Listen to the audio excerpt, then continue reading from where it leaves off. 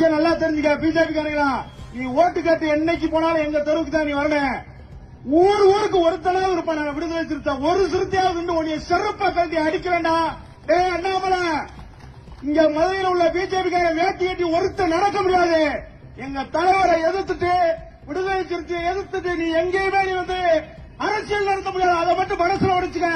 ஓ வண்டி எங்கேயாவது போனா நாங்க மறிக்க வரேன். எங்க சிறுத்தை இல்லாத ஊரே இல்ல, எங்க சிறுத்தை இல்லாத பகுதியே இல்ல.